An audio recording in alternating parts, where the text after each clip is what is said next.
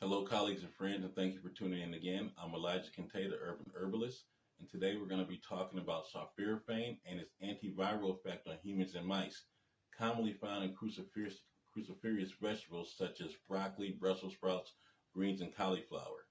Some stuff you might have at home. Now, naturally, it's one of the enzymes which is activated when cruciferous plant tissue is crushed, chopped, or chewed.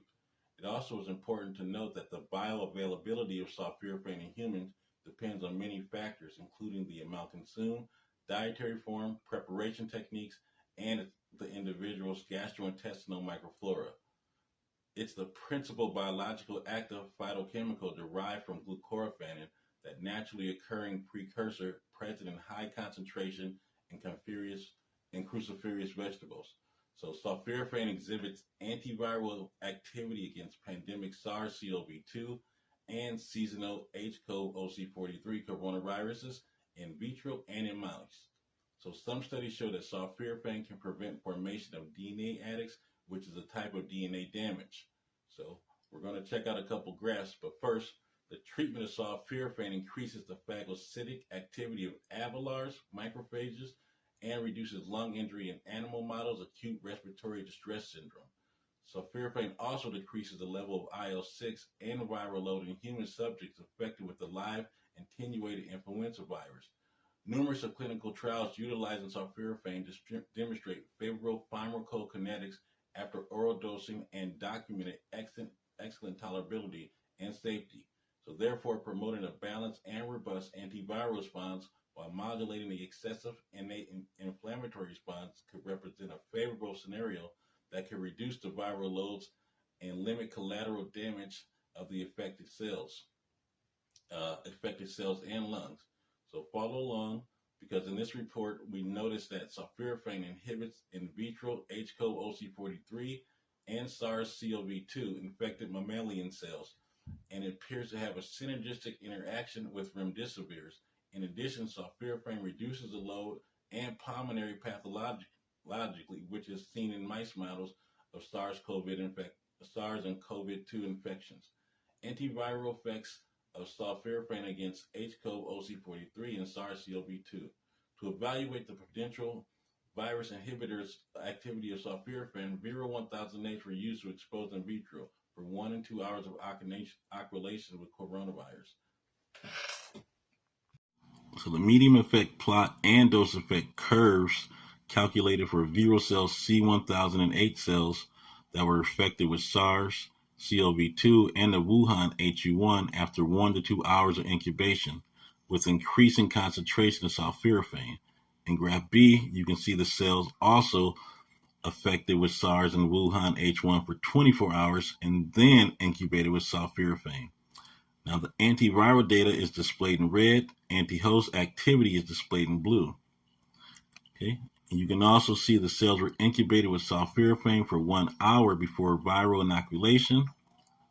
And you can also see here the effects of sulforaphane elevated in Vero C1008 cells exposed to the drug, followed by 1 hour in viral inoculation.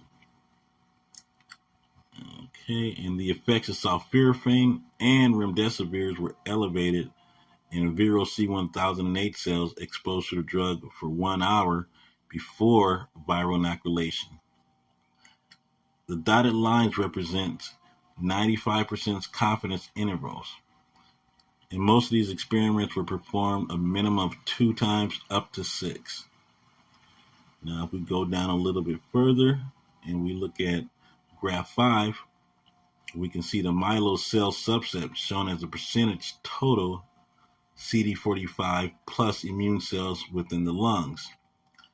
B, we see the alveolar macrophages after stimulation with protein inhibitors. The MFI, which means fluorescent intensity cytokines expression in the alveolars. Also, the macrophages after stimulations, you can see that each time the protein was transported, it was a little bit better once you added the sulforaphane.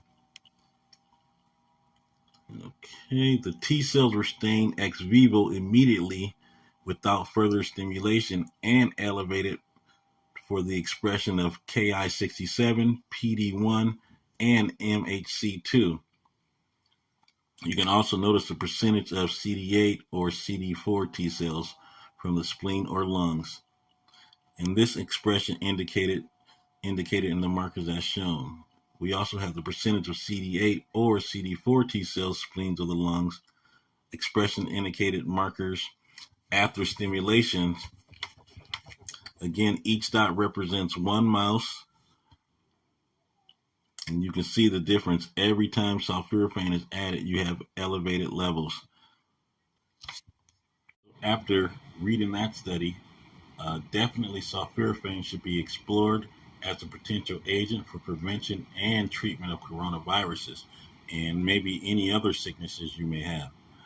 I did do some more research and I found out there is a supplement on the market called Quadrimune.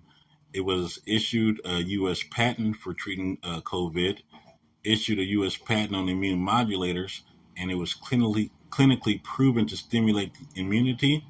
Also, there was animal studies proving its protection against short and long-term COVID, and the ingredients in it validated by other universities such as Johns Hopkins, where I also found a paper on it researching how it will help fight against COVID.